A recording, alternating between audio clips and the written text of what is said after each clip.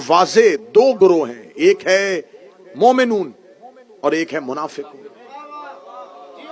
दौरे पैगंबर पे नबी और अल्लाह को खबर थी, क्योंकि रसूल की महफिल में लोग बैठते थे, दिल के अंदर कुछ होता था, जुबान पे कुछ होता। जो ही महफिल रसूल से निकलते थे, फिर रसूल की महफिल से निकल के वो खुल के अपने अकीदे का इजहार करते थे, और खुदा बजरिया जिब्राइल रसूल को हुक्म पहुंचा देते थे, मेरा हबीब ये जो अभी तेरे पास से उठ के गए, अभी अभी ये तेरे पास जो बैठे हुए थे, इन्होंने तेरी गैर मौजूदगी में तेरी इस बात का ये मजाक उड़ाया है।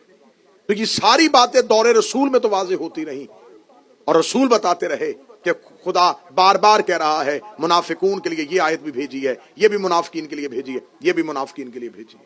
आखिर एक दिन महफिल पैगंबर में रसूल के जलीलुल कद्र सहाबा बैठे थे, जिनमें हजरत सलेमान मोहम्मदी और हजरत अबू ज़र बैठे हुए थे। उन्होंने कहा या रसूलल्लाह, आपकी जिंदगी में तो पता चल गया है कि कुरान बता देता है कि मुनाफिक कौन है, लेकिन आपके जाने के बाद जब आयतें नहीं उतरा करेंगे तो कैसे पता चलेगा कि मुनाफिक कौन सा है। रिसालत में आपने देखा मस्जिद के कोने पर रेत पे सर झुकाए हुए अली कुरान लिख रहे थे, अमीर अल मोमिनीन की तरफ हाथ का इशारा करके अहले सुन्नत किताबों में रसूल ने कहा या अली कामा उठिएगा। अली उठ के खड़े हुए।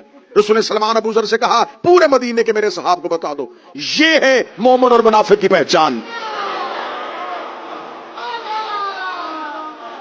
इसकी मोहब्बत,